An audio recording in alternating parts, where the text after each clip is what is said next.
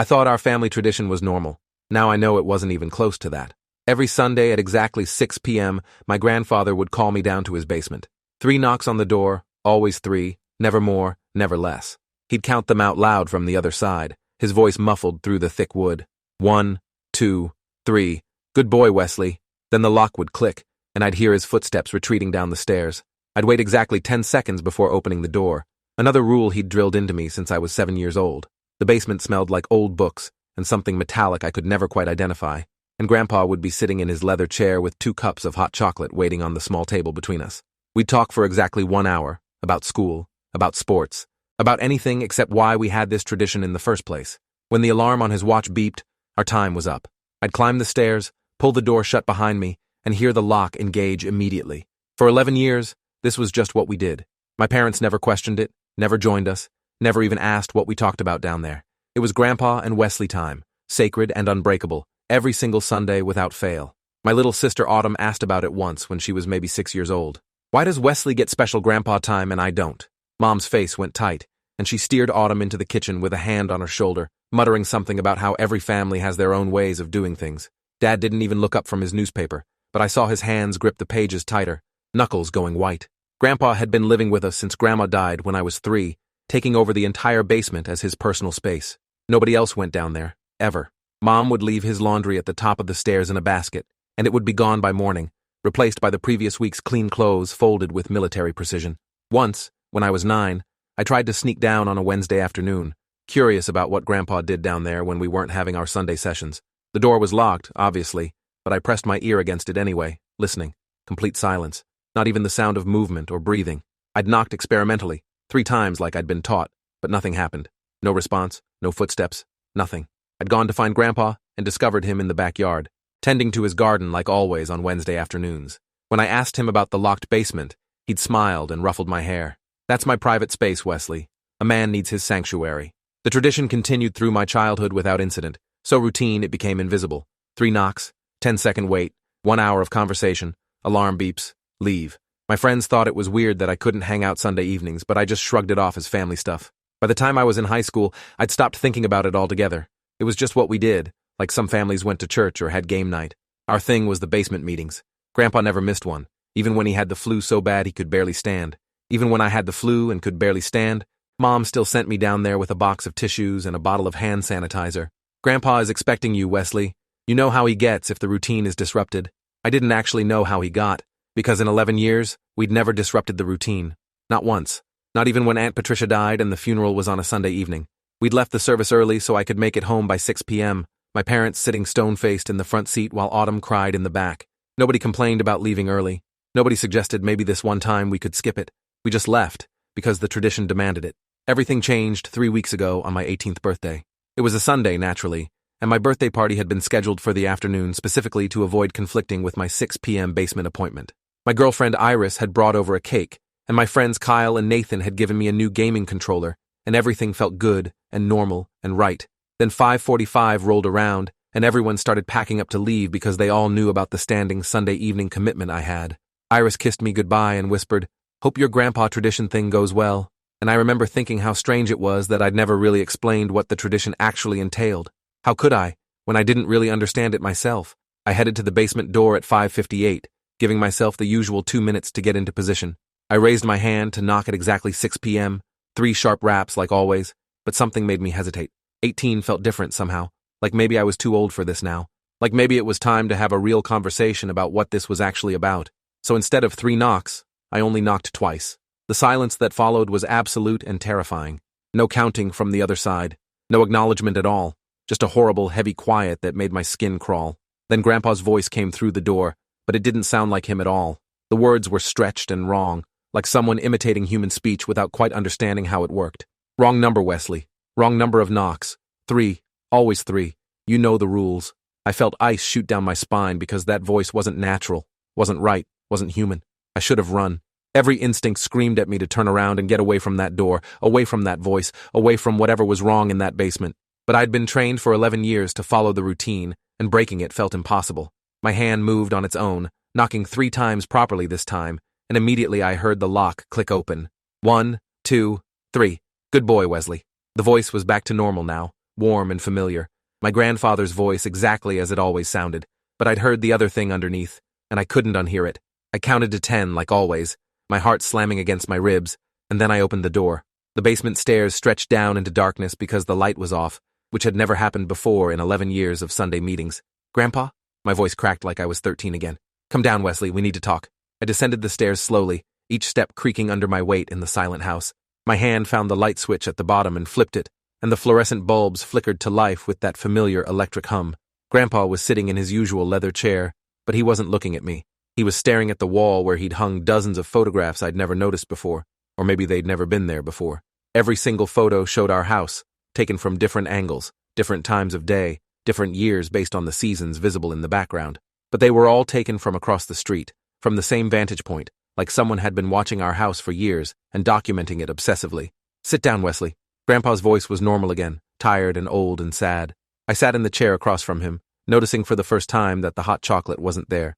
The small table between us was empty, except for a thick manila folder I'd never seen before. "You knocked twice today. That was the signal. The one I told your mother to teach you when you turned 18.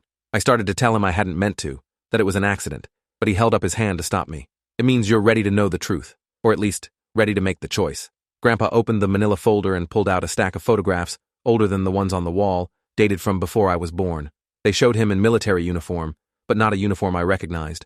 The insignia was wrong. The patches were in a language that looked almost like English but wasn't quite. "I need you to understand something, Wesley.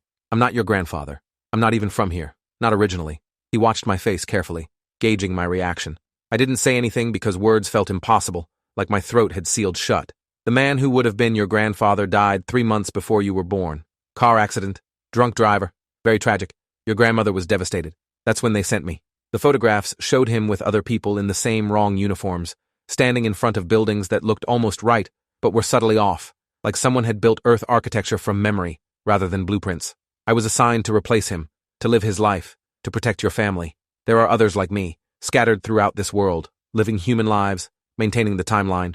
Every Sunday, I come down here to report. The 3 knocks are how they know it's safe to open the channel. I should have run then. Should have screamed. Should have done literally anything except sit there and listen. But my body wouldn't move, frozen in place by 11 years of trained obedience to this ritual.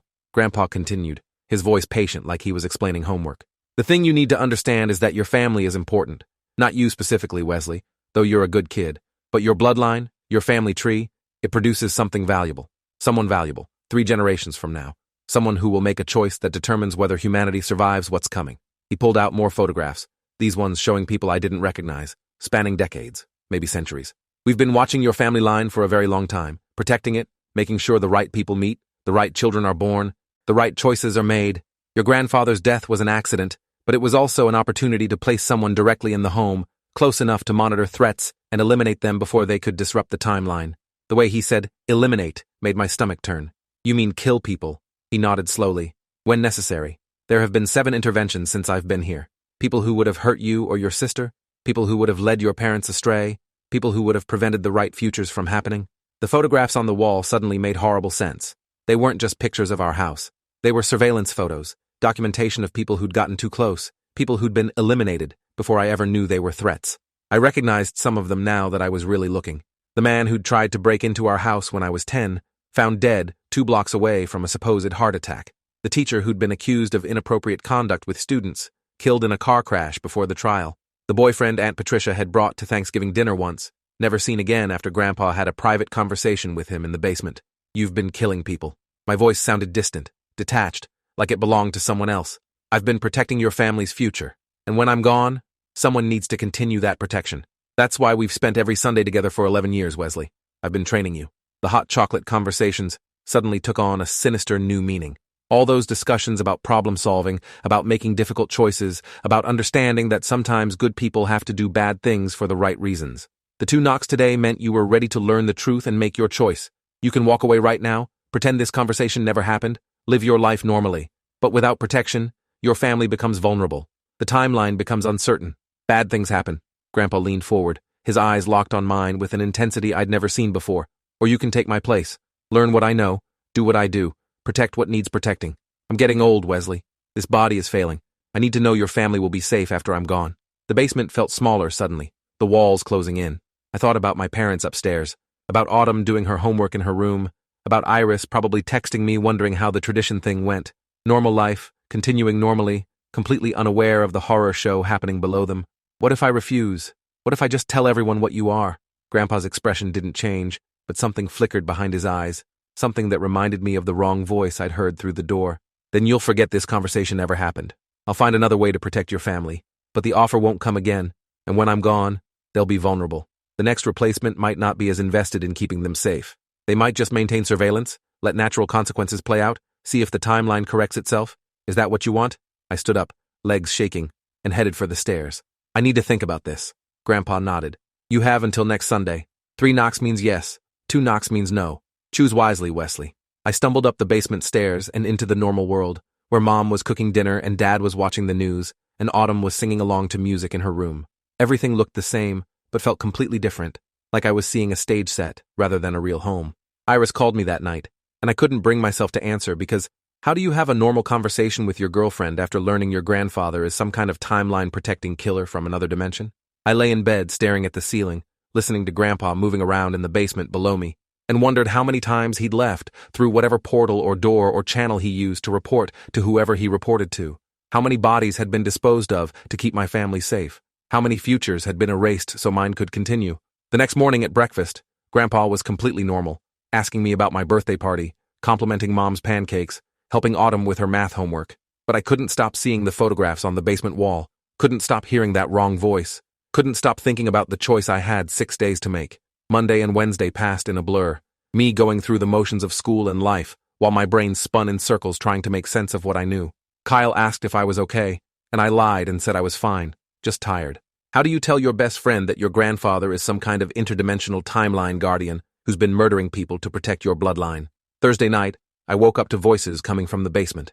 I crept downstairs, careful to avoid the third step that creaked, and pressed my ear to the door. Grandpa was talking to someone, but I only heard his side of the conversation. The boy knows now. He's processing. Yes, I used the 2-knock protocol. No, I don't think he'll talk. He's too invested in protecting his family. There was a long pause. If he refuses, we proceed with secondary surveillance. Yes, I understand the timeline is critical. The girl is nearly old enough to begin training as backup. 9 years old, plenty of time. He was talking about Autumn, my baby sister, being groomed as a replacement if I refused. The rage that surged through me was so intense, I nearly kicked the door in, nearly confronted him right then. But something stopped me. Maybe it was 11 years of training in patience and planning. Maybe it was the horrible realization that if Grandpa could eliminate threats to my family, he could eliminate me just as easily if I became a threat to his mission. I went back upstairs and started planning. If I couldn't confront Grandpa directly, I needed to understand what he actually was, where he came from, who he reported to. The photographs in the basement were a start, but I needed more information. Friday after school, I went to the library and started searching for anything that might explain what I'd witnessed. Interdimensional beings, timeline manipulation, government conspiracies, anything that might provide context. What I found instead was a newspaper article from 30 years ago, before I was born, about a series of disappearances in our town. 7 people over the course of 5 years, all connected to my family in some way. A business partner of my great-grandfather's who vanished after a dispute, a woman who'd dated my uncle before he met my aunt, gone without a trace, a neighbor who'd filed a noise complaint, never seen again. The article questioned whether there was a serial killer in town, but then the disappearances stopped and the story faded away. They stopped right around the time Grandpa moved in.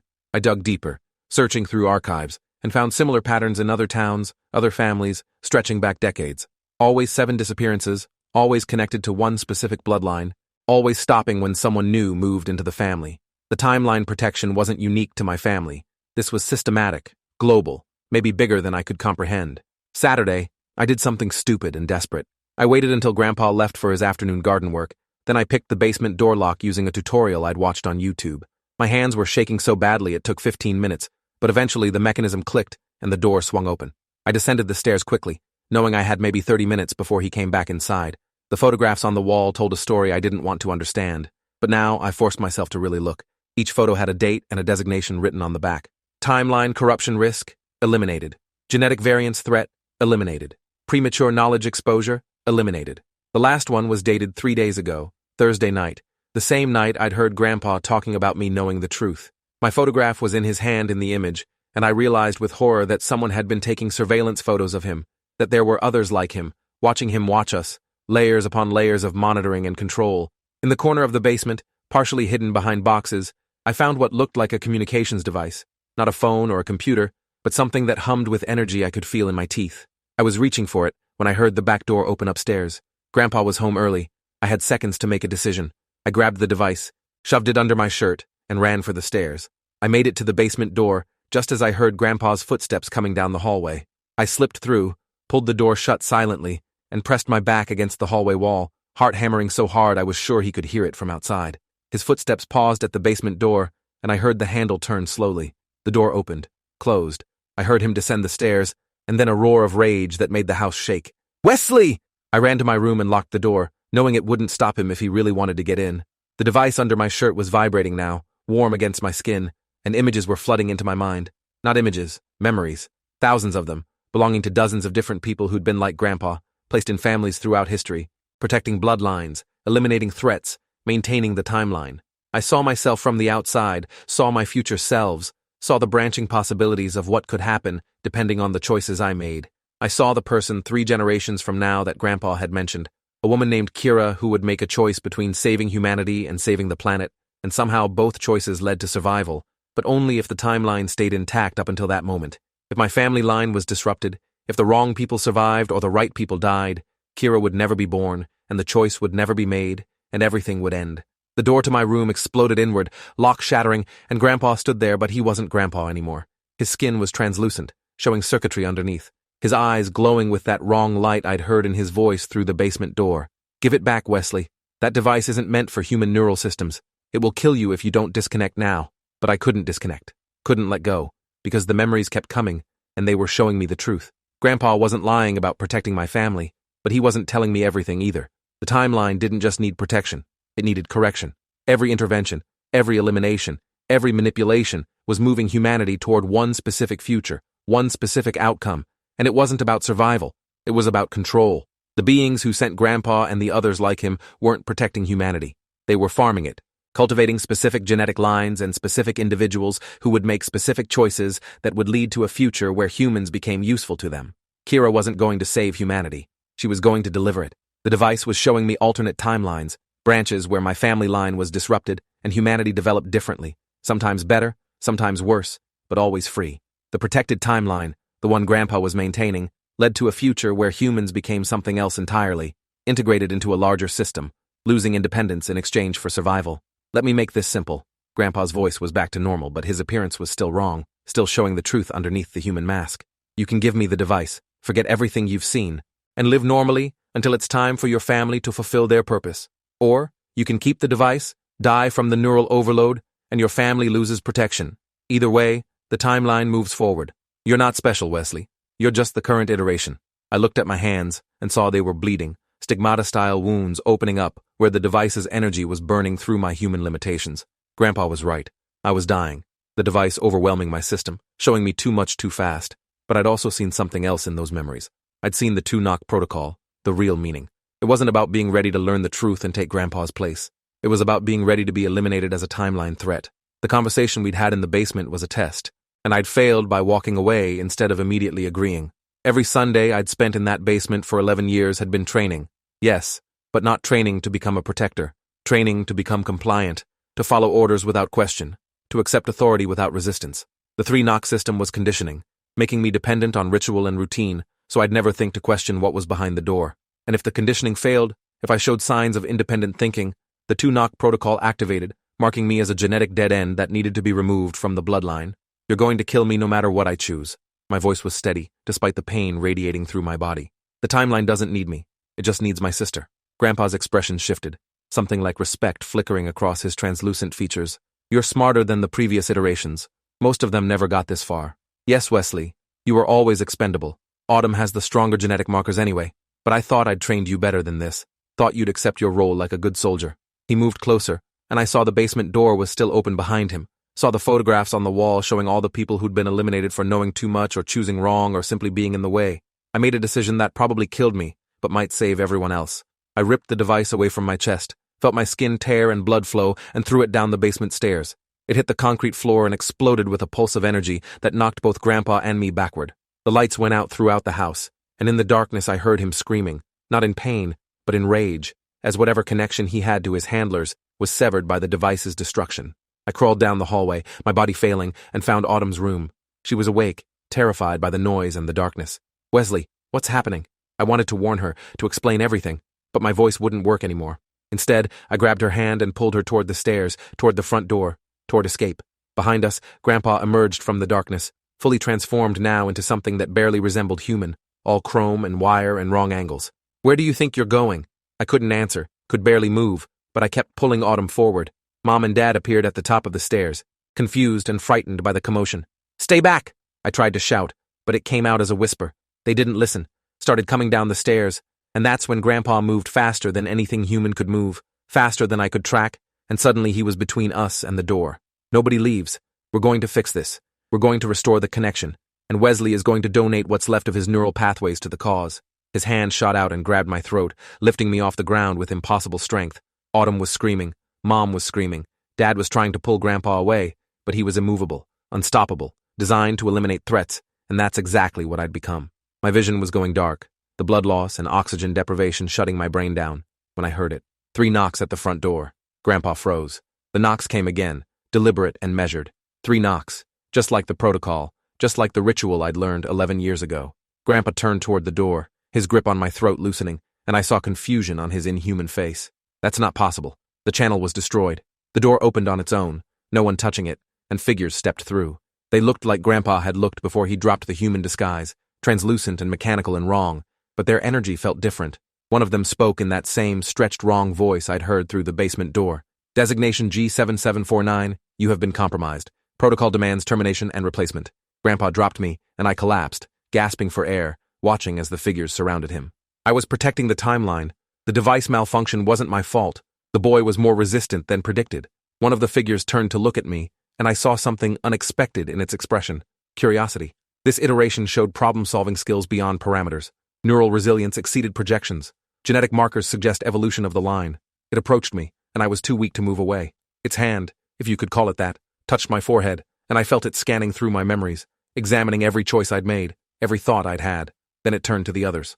"Recommendation: terminate the G-series model and transition to observer-only protocol for this bloodline. The forcing has created unintended consciousness enhancement. This line may self-select toward the optimal future without intervention." I didn't understand all of it, but I understood enough. They were arguing about whether to kill Grandpa and leave us alone. Another figure shook its head, or the equivalent gesture. "Timeline analysis shows 73% probability of corruption without active management. The bloodline requires guidance." The first figure considered this. "Alternative proposal: allow this iteration to continue unmanaged. Observe outcomes. If timeline remains stable, expand non-intervention protocols to other bloodlines. This could provide valuable data on self-directed timeline optimization." The debate continued in that wrong voice, incomprehensible terms flying back and forth, while I lay on the floor trying not to die, and my family huddled together on the stairs in confusion and terror. Finally, the first figure made a decision. "Designation G7749 will be terminated and recycled. This bloodline will continue unmanaged with passive surveillance only. If timeline stability maintains for 3 generations, the experiment expands. If timeline corruption occurs, active intervention resumes." It turned to me again. "Human Wesley, you have altered your family's future through actions today. Unknown if alteration is positive, you will be allowed to heal. Your knowledge will remain intact as part of the experiment. Choose wisely going forward." Then they took Grandpa, his screams of protest fading as they dragged him through the door that shouldn't have opened, and the house went silent. The lights came back on, the basement door swung shut and locked itself, and my family sat on the stairs, looking at me bleeding on the floor, completely unable to process what had just happened. Mom was the first to move, rushing to my side with towels to stop the bleeding. Dad was on the phone with 911, his hands shaking so badly he could barely dial. Autumn just stared at the spot where Grandpa had been, her face blank with shock. The ambulance came, and the EMTs looked confused by my injuries because they didn't match any pattern they'd been trained to recognize. Burns and lacerations in perfect geometric patterns, neural damage that shouldn't have been survivable, blood loss that should have killed me an hour ago. I spent 2 weeks in the hospital, and during that time, nobody asked me what happened. Not the doctors, not my parents, not the police who came to investigate the disturbance at our house. It was like everyone had agreed to pretend it never occurred, to move forward without looking back, to preserve whatever normalcy they could find. When I finally came home, the basement door was sealed shut, welded closed from the inside, impossible to open. The photographs on the walls were gone. The surveillance of our house from across the street had vanished. It was like Grandpa had never existed, except we all remembered him, remembered Sunday dinners and garden work, and 11 years of 3 knocks and hot chocolate. Iris visited me and asked what happened, and I wanted to tell her everything, but the words wouldn't come. How do you explain that your family is being farmed for timeline purposes? That free will might be an illusion? That we're all just pieces in a game being played by things we can't understand? Instead, I just said there was an accident, and left it at that. She held my hand and didn't push for details, and I loved her more for not asking questions I couldn't answer. Life moved forward, because what else could it do? I graduated high school 3 months later. Autumn started therapy but wouldn't talk about that night, just drew pictures of chrome figures and locked doors. Mom and Dad never mentioned Grandpa again, packed away his belongings, and converted the basement into a home gym neither of them ever used. Sunday evenings at 6 p.m. became normal time, no special rituals, no locked doors, no 3 knocks. But I couldn't shake the feeling that we were still being watched, that somewhere out there, those figures were observing us, taking notes, waiting to see if I'd make the right choices without being guided. Every decision felt weighted with impossible significance. Should I go to college or take a year off? Should I propose to Iris or wait? Should I encourage Autumn to pursue art or push her towards something more practical? Were these just normal life choices, or was I accidentally steering the timeline toward corruption? The uncertainty was almost worse than the control had been. At least when Grandpa was here, someone else was responsible for maintaining the path. Now it was all on me, on us, on choices we made without knowing which ones mattered. 3 years have passed since that night. Autumn is 12 now, showing no signs of genetic manipulation or timeline awareness. She's just a kid who loves drawing and hates math and fights with her friends and makes up with them the next day. Normal. Mom and Dad have started going to therapy together, working through trauma they can't fully explain to their therapist. They're healing slowly, learning to trust again, to feel safe in their own home. Iris and I got engaged last month, and when I proposed, I didn't feel the weight of timeline significance. I just felt happy, and maybe that meant the experiment was working. Maybe we really could self-select toward the optimal future without intervention. Or maybe I'm deluding myself and we're still being farmed, just with longer leashes and prettier cages. I still have nightmares about the basement, about 3 knocks that echo through empty hallways, about chrome figures watching from across the street. Some mornings I wake up and check the windows, expecting to see someone documenting our house, but there's nothing there except normal neighbors living normal lives. The scar on my chest where I ripped the device away never fully healed. Geometric patterns burned into my skin like a permanent reminder of what I learned. Sometimes Iris traces them with her fingers and asks what really happened that night, and I want to tell her so badly it physically hurts to keep the secret.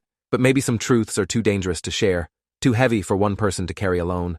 Or maybe I'm just being paranoid, seeing patterns where none exist, unable to distinguish between normal life anxiety and actual timeline surveillance.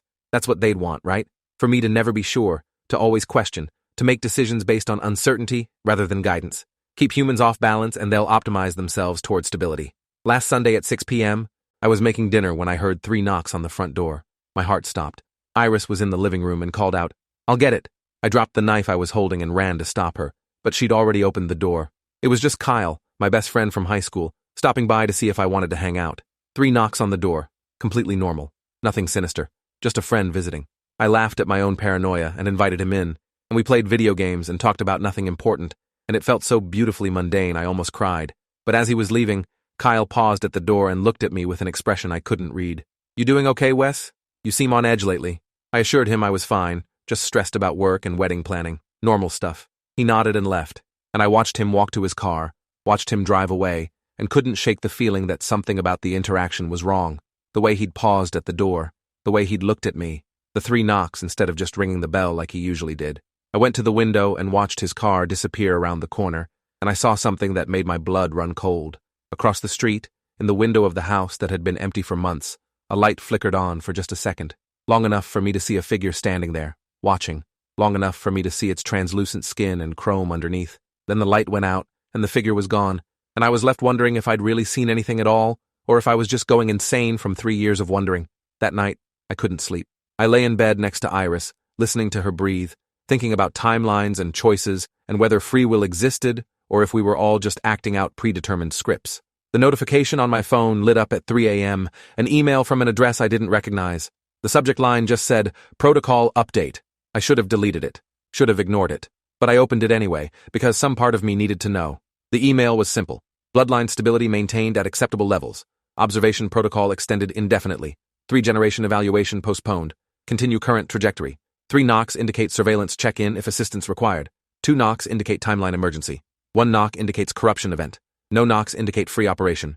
You have chosen well, Wesley. I read it 17 times, trying to understand if this was real or if I was having some kind of psychotic break. Were they really giving me a choice about when to make contact?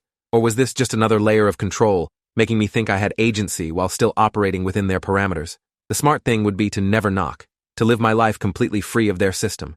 But what if something happened that required their intervention? What if by trying to maintain independence I accidentally corrupted the timeline and doomed Kira 3 generations from now? The weight of it pressed down on me until I couldn't breathe. I got out of bed and went to the front door, standing in the hallway in the dark, staring at it like it might answer questions I didn't know how to ask. 3 knocks for surveillance check-in. 2 knocks for emergency. 1 knock for corruption. No knocks for freedom. The choice was mine, they claimed. But how could it be a real choice when the consequences were so incomprehensible? If I knocked 3 times, I was inviting them back in, admitting I couldn't handle this responsibility alone. If I knocked twice, I was declaring an emergency that might not exist. If I knocked once, I was admitting to corruption I hadn't committed. And if I never knocked, I was gambling with the future of humanity based on nothing but my own flawed judgment. I raised my hand, let it hover 6 inches from the door, thought about Autumn sleeping upstairs, about Iris in our bed, about Mom and Dad in their house across town, about the wedding we were planning and the life we were building and the future that might or might not matter, depending on choices I might or might not make correctly. My hand dropped.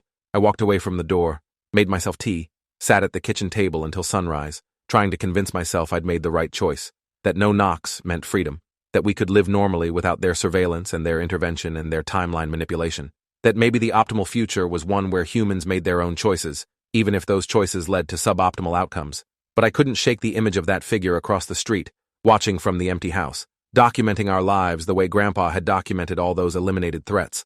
The surveillance hadn't ended. It had just become more subtle, more patient, waiting to see if I'd break and invite them back in. This morning, I got up and made breakfast like it was any other day. Iris asked if I slept well, and I lied and said yes. Mom called to ask about wedding venue options, and I pretended to be excited about tablecloth colors. Autumn texted asking if I could help her with homework later, and I said of course, big brother duties never end. Normal life, continuing normally, with chrome figures watching from empty windows and 3 knock protocols waiting for me to fail. Appreciate you watching this far. If you enjoyed it, drop a like, leave a comment, and subscribe so you won't miss the next story.